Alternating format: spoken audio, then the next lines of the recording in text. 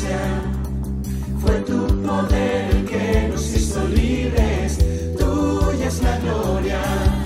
Somos libres, una generación que canta tu gracia, fue tu poder el que nos hizo libres, tuya es la gloria.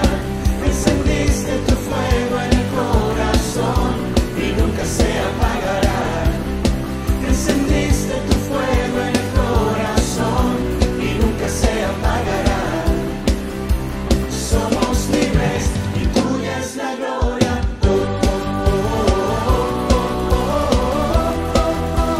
Tuya es la gloria.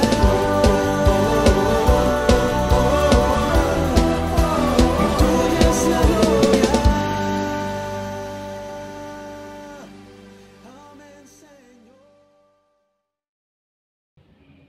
Hola, ¿qué tal, hermanos? Muy buenas noches, que el Señor les bendiga.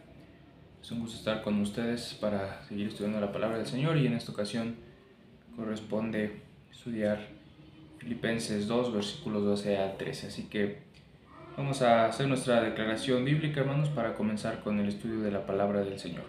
Acompañen, hermanos, ahí en donde están, tomamos nuestra Biblia y decimos: la palabra de Dios contenida en este libro es la verdad que acepto creer, es la enseñanza que me comprometo a seguir y la esperanza que me atrevo a confesar. Nada me impide recibirla, nadie me evitará que la haga parte de mi vida y por ningún motivo dejaré de proclamarla. Estoy aquí para leerla, oírla y vivirla diariamente. Amén. Oremos. Señor, te damos gracias por este día, gracias por la vida que tú nos das. Te pedimos que nos ayudes, Señor, en esta hora, que hables a nuestra vida y nos ponemos en tus manos. En el nombre de tu amado Cristo Jesús. Amén. Bien, hermanos, hoy corresponde estudiar, como ya lo mencioné hace un momento, Filipenses capítulo 2, versículos 12 al 13. Son solamente 2 versículos, así que será breve lo que veremos el día de hoy. Y nos dice de la siguiente manera: acompáñenme ahí en sus Biblias, hermanos, a leer Filipenses 2, versículos 12 y 13.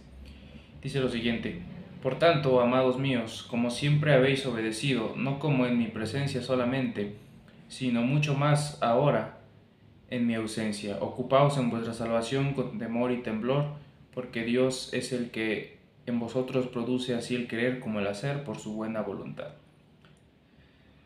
Vemos que los versículos anteriores, o los que estudiamos la semana pasada, encontramos a Pablo utilizando este himno acerca de Jesús para dar una enseñanza a los filipenses. A través de estos versículos, de los versículos 5 al 11, podemos ver un ejemplo de Cristo para los filipenses. Dice Pablo pone ese ejemplo para que los filipenses lo sigan, y bueno, también nosotros debemos seguir el ejemplo de Cristo. Y de lo que nos habló principalmente en ese ejemplo, en lo que Jesús hizo, fue la obediencia. Por eso Pablo también toca aquí este tema. Y uno de los puntos más importantes, o una de las frases más importantes que menciona Pablo, es: ocupaos en vuestra salvación con temor y temblor. Vamos a profundizar un poco más en esto, pero el punto aquí, hermanos, es que Pablo les está diciendo a los filipenses que deben de madurar, deben de crecer. Lo vamos a ver en esta frase que lo menciona, porque les pone el ejemplo de Cristo y después le dice que ellos deben de seguirlo y deben de hacer algo similar. Bueno, deben de seguir el ejemplo, y menciona algunas cuestiones ahí, que es lo que vamos a ver el día de hoy. Así que tiene que ver con madurez, tiene que ver con la madurez que los filipenses tenían que desarrollar, hermanos. Todos los seres humanos tenemos que madurar en algún momento, tenemos que crecer, es algo natural en la vida, vamos creciendo, así como las plantas, las frutas maduran, ¿no? Un momento donde están muy pequeñas, no se pueden comer, poco a poco van llegando a una etapa en la que están bien para poder consumirlas, o las plantas para poder producir. En nuestro caso, hermanos, como seres humanos, maduramos en todas las áreas de nuestra vida. Primero vamos creciendo físicamente, vamos teniendo cambios, pero también debemos de madurar emocionalmente y también espiritualmente. La madurez es fundamental en la vida de todo ser humano, hermanos. Y Pablo está hablando aquí a los filipenses de la madurez que ellos deben de tener en Cristo. Y vamos a ver 3 enseñanzas de manera breve acerca de la madurez, hermanos. Y lo primero que podemos ver es que para madurar, hermanos, obedezcamos. Es necesario obedecer. Para madurar, obedezcamos. Dice el versículo 12: por tanto, amados míos, como siempre habéis obedecido, no como en mi presencia solamente, sino mucho más ahora en mi ausencia. Los miembros de la iglesia de Filipos habían recibido siempre la dirección del apóstol Pablo. Pablo reconoce en ellos la obediencia que habían tenido. Ante lo que Pablo les había comunicado, la iglesia se había portado obediente ante todo lo que se había mostrado. Quizá Pablo expresa esto para evitar un peligro. ¿Cuál era el peligro? Bueno, el peligro de que los filipenses confiaran más en Pablo o estuvieran dependiendo de él completamente y olvidar depender completamente de Dios, porque no era depender una parte de Pablo, sino era dependencia total en Dios. Por eso dice Pablo que quería que ellos siguieran obedeciendo, tanto en su presencia como lo hacían en su presencia, pero también ahora dice mucho más en mi ausencia. Si en la presencia de Pablo, si cuando Pablo estuvo con ellos o cuando lo podían ver presencialmente eran obedientes, ahora dice Pablo, ahora deben serlo cuando yo no estoy. Y la obediencia es parte fundamental, hermanos, de la madurez. Obedecer es decidir seguir lo que se ha establecido, porque haciendo esto nos permitirá crecer como se debe, como debe suceder. Pensemos en el ejemplo de una planta.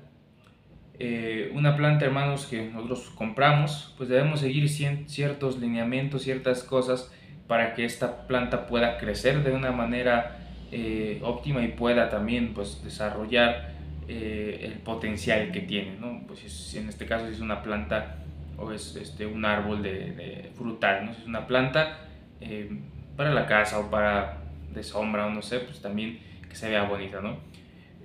Las plantas vemos que no vienen con instructivos, ¿no? Pero sí sabemos lo fundamental acerca de ellas para su cuidado y crecimiento. Sabemos que una planta pues tiene que ser regada, también tiene que darle el sol o debe estar en la sombra dependiendo del tipo de planta que sea. Debemos podarla, ¿no?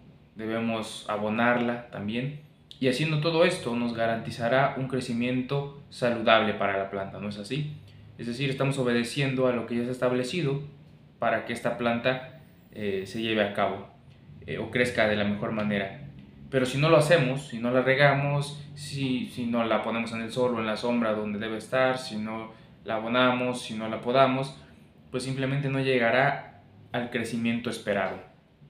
Y lo mismo sucede con nosotros, hermanos. Debemos ser obedientes a la palabra de Dios, porque es su palabra lo que nos permitirá avanzar, lo que nos permitirá crecer y madurar. La obediencia al ejemplo de Jesús nos permitirá crecer cada vez más hasta ser como Él. El mismo Jesús dijo ahí en Juan 14:15, si me amáis, guardad mis mandamientos. Esto nos habla de obediencia, obedecer lo que Dios ha dejado. Y Juan 15:10 dice, si guardareis mis mandamientos, permaneceréis en mi amor, así como yo he guardado los mandamientos de mi Padre y permanezco en su amor.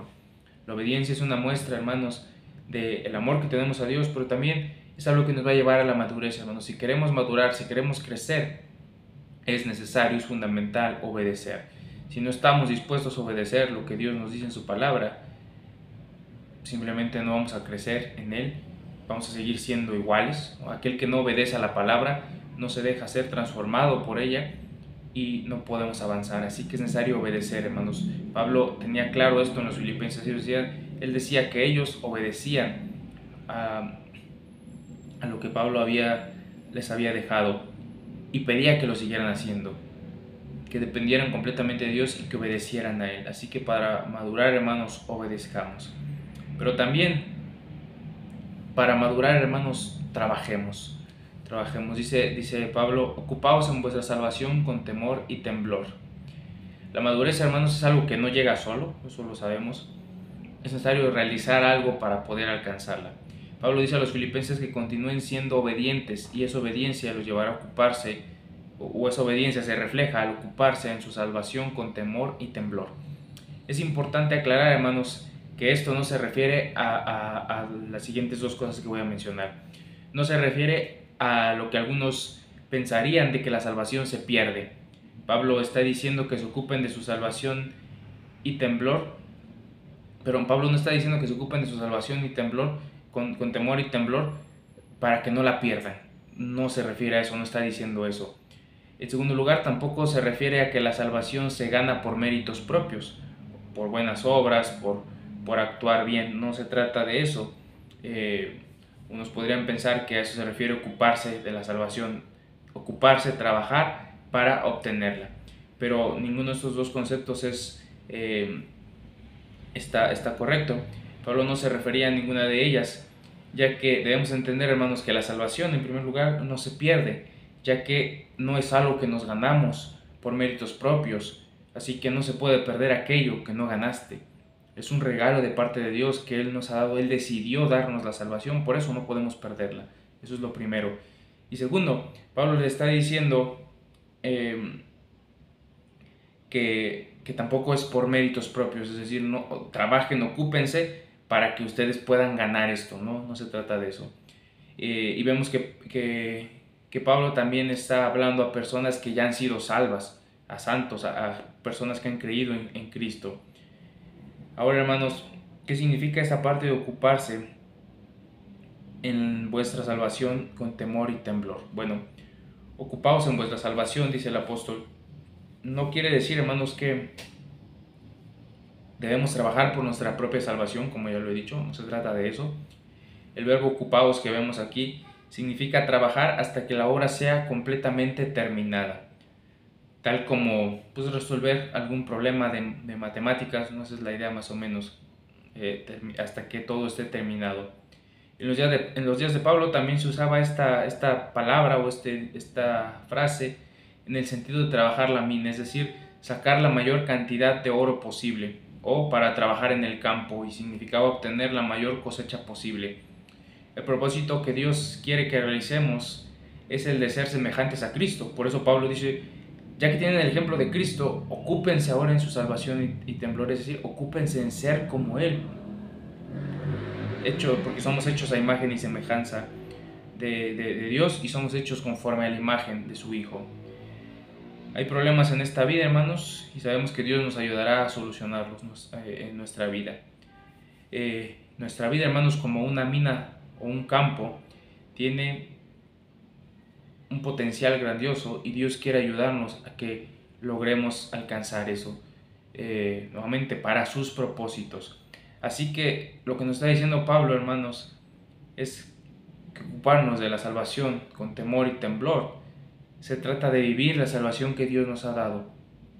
Se trata de algo que ya tenemos y que ahora debemos ocuparnos para que eso pueda llegar a buen término, para llevarlo a la perfección.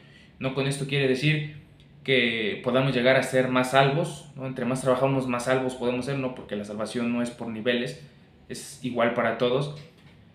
Ni tampoco se trata de que la salvación es incompleta y Dios ya no las dio, pero tenemos que estar trabajando para que eso se complete. No se refiere a eso. La salvación, sabemos, no se pierde, no hay niveles, para todos es igual, y la salvación está completa.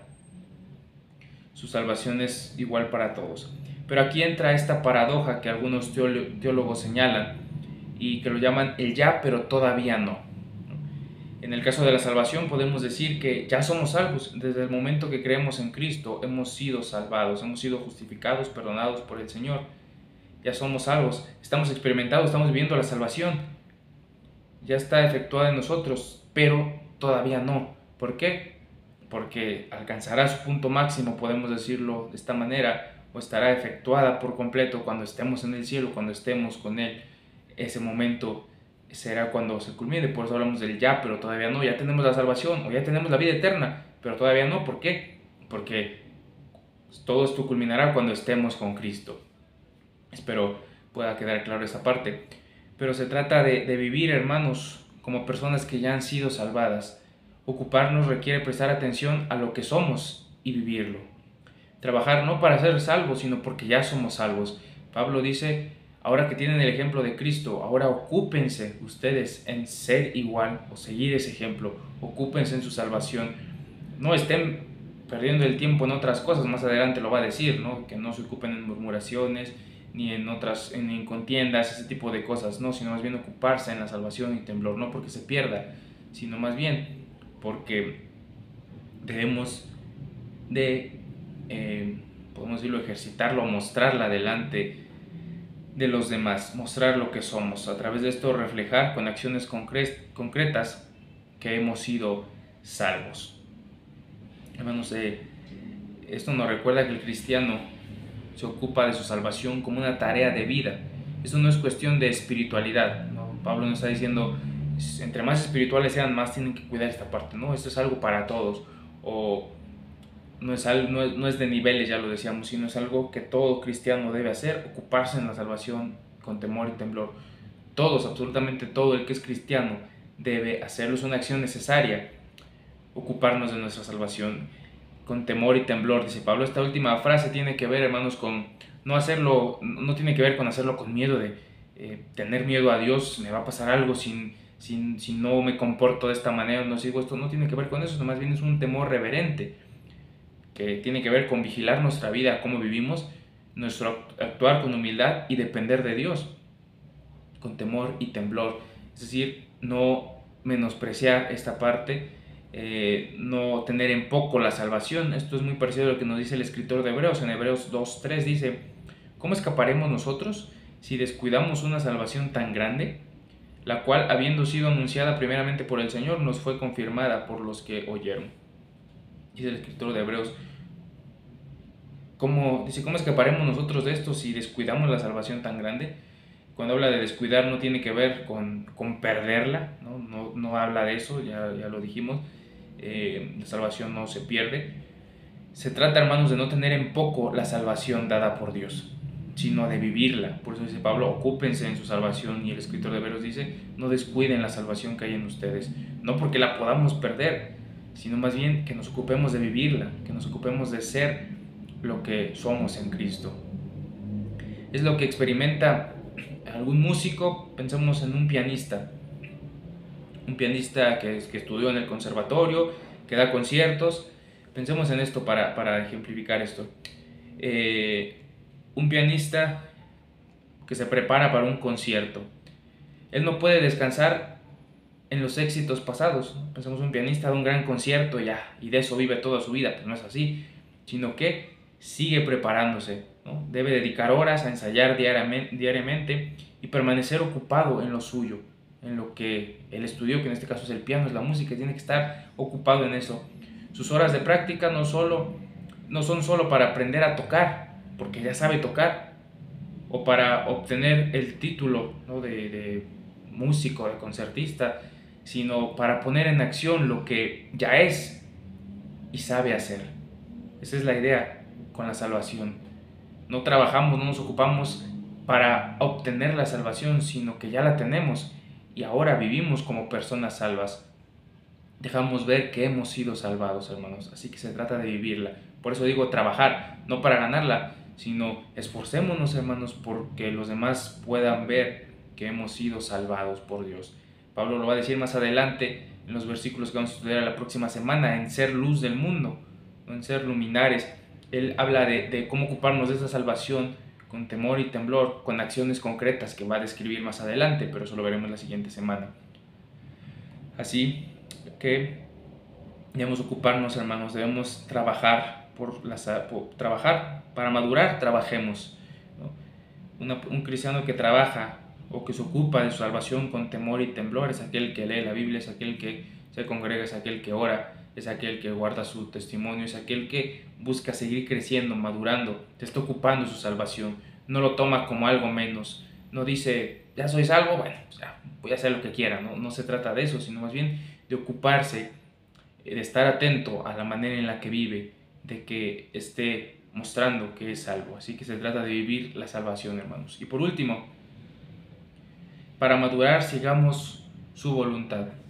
Dejemos que Dios nos guíe, dice el versículo 13, porque Dios es el que en vosotros produce así el querer como el hacer por su buena voluntad. Con relación a lo dicho anteriormente, en el versículo 12, Pablo le recuerda algo importante a los filipenses, y es que el ocuparse de la salvación y temblor no es una cuestión que dependa completamente de ellos, o no es un sentimiento, no es un sentir que surja de ellos necesariamente o de nosotros.